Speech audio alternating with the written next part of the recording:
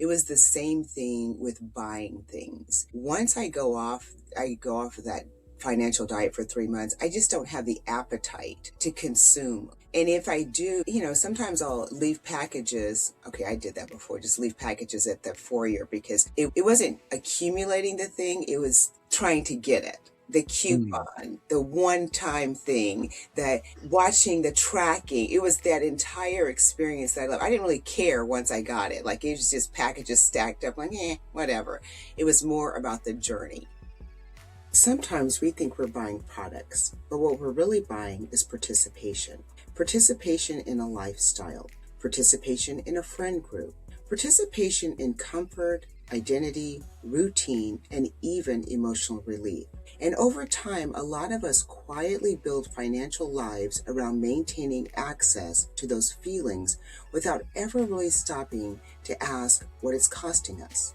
In this culture segment, John and I are unpacking what happens when you intentionally step away from consumption for a season and suddenly realize how much of modern culture is organized around spending just to stay connected. The mechanism underneath this conversation is the participation tax, the hidden cost of staying emotionally, socially, and culturally included. When we think about the culture and the fast, why don't you share with the audience how that came about and what the nexus of that was and what you learned over the course of the years that you've instituted? As I mentioned before, the fast came about just making sure that I wasn't being dependent on external things. And trying to think how long it's been. It's probably been about 20 years that I've been doing the financial fast, because I did it before I had the boys. And just kind of taking stock and inventory of the things that I have. Sometimes I'll use shopping as a supplement to other things. I think that I was going through my makeup and I was like, I am quite confident I don't need 10 shades of red. And I think you know this, but I will do a purge at least once a quarter. And so I'll go through everything. I dump all my clothes out into the living room and then I sort them in piles. And I do find I had a lot of clothing with tags on them. And I'm like, wet. And so I was like, I don't need to use shopping as a supplement to things that I'm not getting. So I can go on this financial diet for 3 months and then I can incorporate other things in place. More exercising, more reading, more things that are more internal to me. Also, not only did I do a financial diet, but I also did a major cleanse. I was helping a friend and she was doing, I think it's called the Daniel diet or something. And I was like, I'll do it with you. And I'm always saying, I'll do it with you. And I went through it. And I think the first week I called her and I was like, I think I need to go to the doctor. There's something wrong with me. And so she was like, what do you mean? I said, I don't feel right. Like there's something wrong. She goes, your body's detoxing because you drink a monster 3 coffees in the morning before you even get to work. And then you consume coffee throughout the day. And I had removed coffee, sugar, bread, everything from my diet. And I was like, oh my God, I have that much toxins in my body from consuming just food. And I wondered what consuming, shopping, material things was also doing to me. So I did the Daniel, whatever that thing was, for 6 months. I was off of coffee for almost a year. I went off sugar for probably 9 months. And when I got back on coffee, I had gone to Europe and I was like, I can't sleep. I mean, I can't wake up. I need to wake up and I need coffee. And then I was like, I'm so sorry I broke up with you, coffee. And then for sugar, I remember my nephew had a birthday party and he had pizza and I could taste the sugar in everything. It completely changed my relationship with sugar because I was the type of person that would eat sugar cubes. And I'm not exaggerating, like those little tiny sugar cubes. I'm like, yes, I want that. When I would go to business meetings, my clients would bring me sugar and they couldn't wait for me to order dessert so they could watch me eat because I could eat a lot. All that to say, when I moved away from consuming food, it changed my relationship with certain things. Like I just don't eat a lot of bread.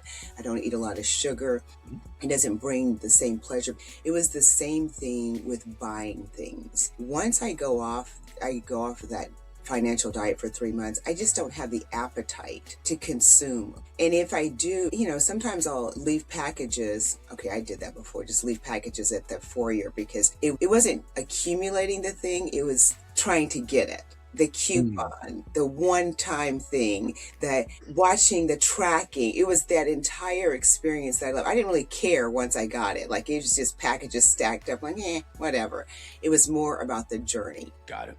So when you think about your friendships, and we'll start with the culture because fast reveals what it actually costs with respect to some friendships. And the first receipt we want to take a look at is called the participation friendship and the price floor that's associated with that. So with some relationships, there's a minimum that's required to be, in some ways, participatory with those particular relationships. And that can be because you're doing things, that friendship revolves around you doing things or spending things, whether it's going to a restaurant, whether it's going to a play, whether it's going to some type of event that requires some type of financial outlay. And so, did you have any relationships that revealed that the true nature of that relationship all revolved around some type of financial outlay? I don't have that type of friends. I can say this, that the friends that I have here that are local, I have two really close girlfriends, hi ladies, that I will occasionally get to spend time with. All of us have had a interesting journey in terms of employment. And so sometimes one or the other is looking for a job.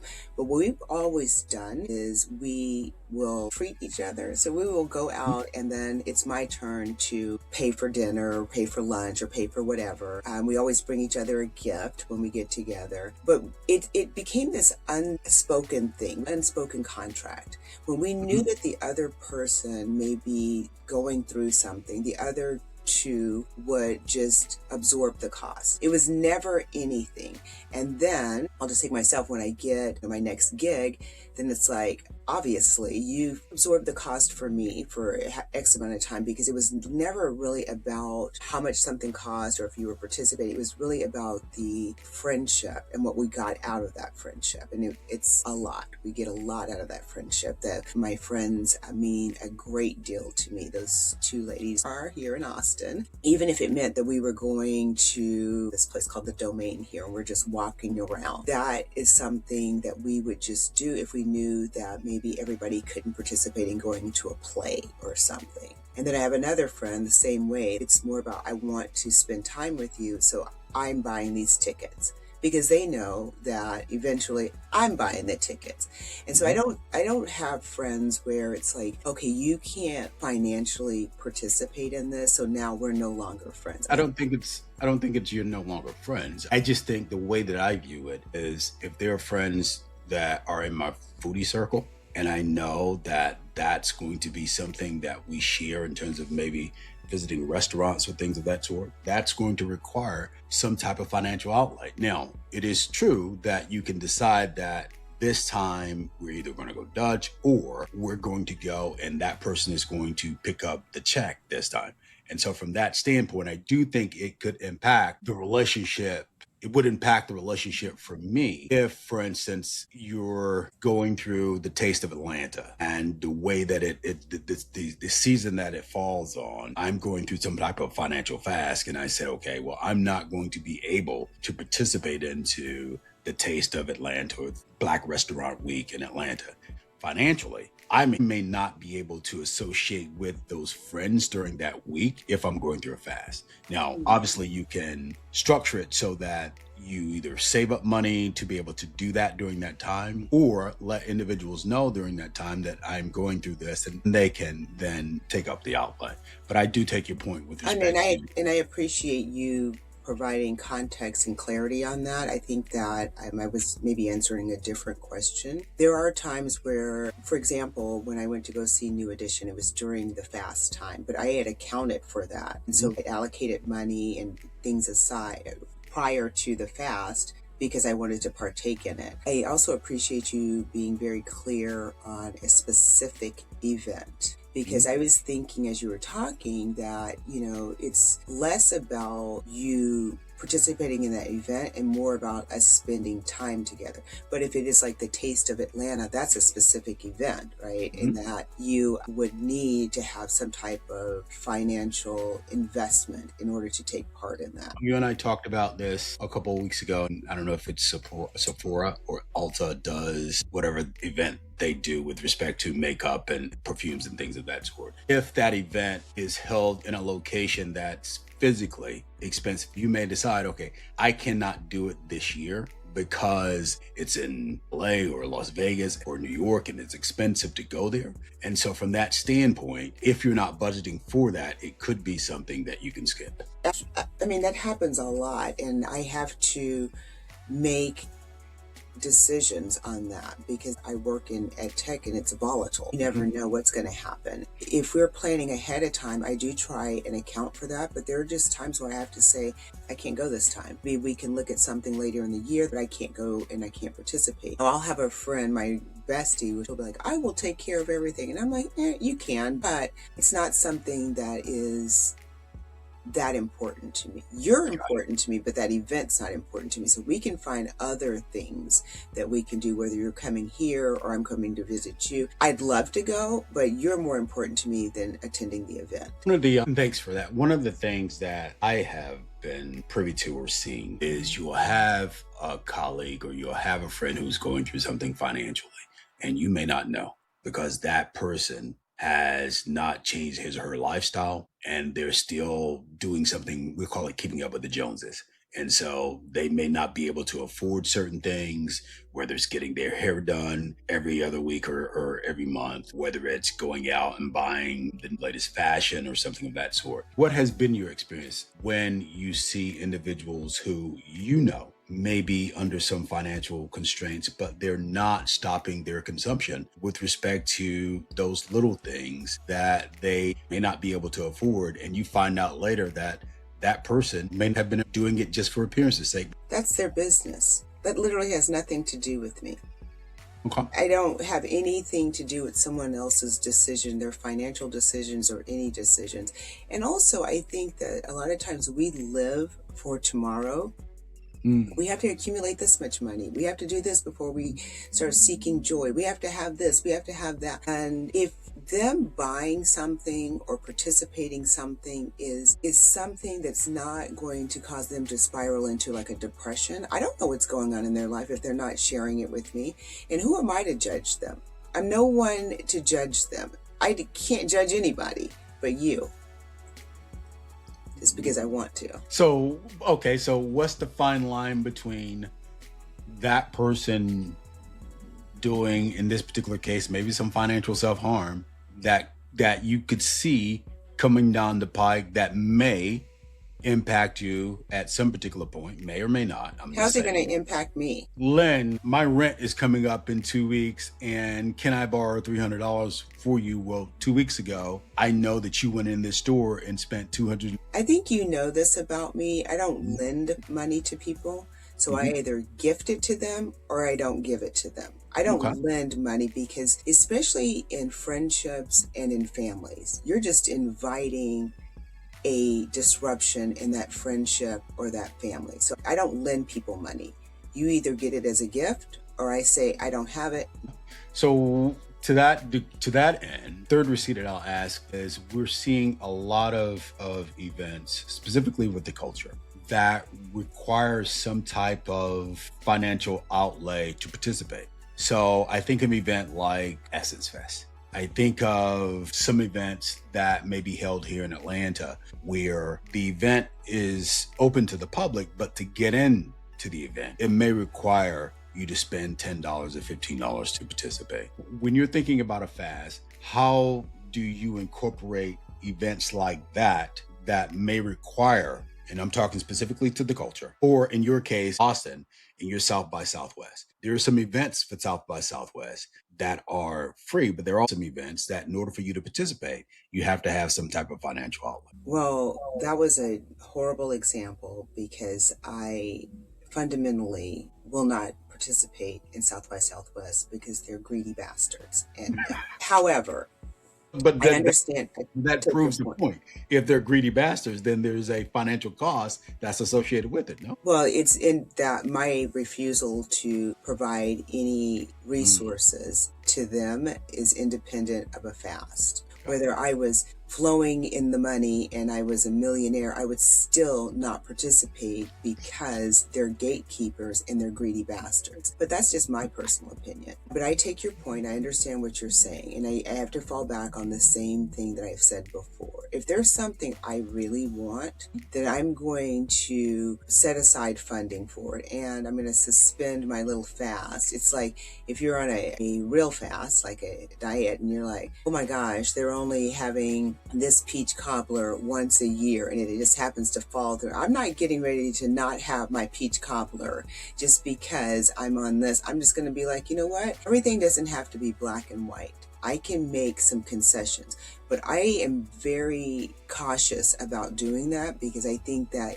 it moves the boundary. If you do it once, then you start saying it, and then you do it again. And so I'm really mindful about those things, and I just find other things to do, other things to allocate my time to. And then you know what, John? Afterwards, I feel so much better if I didn't do it. I feel like Mm. I kept the promise to myself. And then after the 3 months, I look at my savings account and I'm like, well, look at that. I might want to go to Paris now and not just Paris, Texas. I don't know. There are benefits to being able to save. So what's the point? The point is that a lot of people think they have a spending problem when they actually have a participation problem.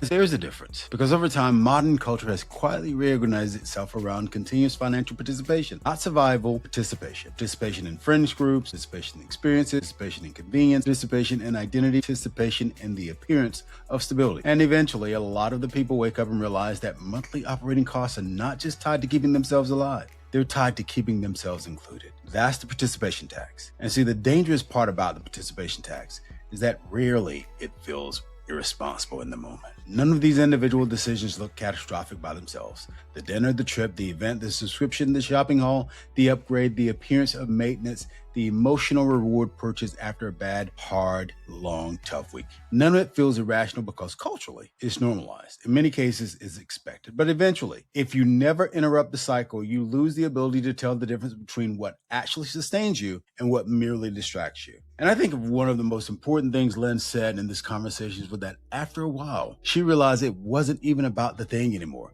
It was about the process, the tracking notification, seeing the boxes stacked beside her foyer, the anticipation, the ritual, the emotional experience attached to acquiring something. That's bigger than shopping.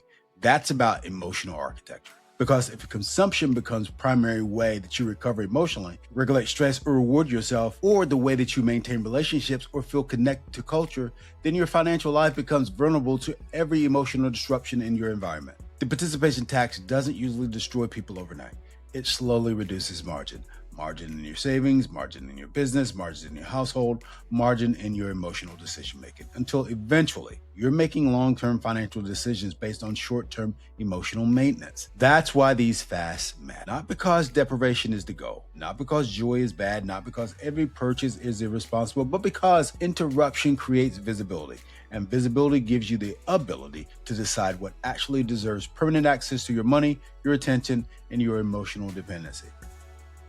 The mechanism under all of this, we get deeper within the main. We break down the modern systems and how they profit from keeping people in continuous participation loops financially, emotionally, socially, and psychologically. And if you're managing money for a household or business, or even just trying to build margin in your own life, that mechanism has real downstream consequences. The point. Are you out and about this week? Make the time to do something nice for yourself. And while you're at it, take the time to do something nice for someone else. Until next time, we'll talk to you. And that's a wrap. Thank you for listening and spending your time with us on I Take Your Point. For more unfiltered conversations like this, click the link in the description. Huge thank you to our production team. We couldn't do this without you. Quick disclaimer, the views shared are those of the host and guest and are for informational purposes only, not professional advice. Keep building your own table, take care, and be well.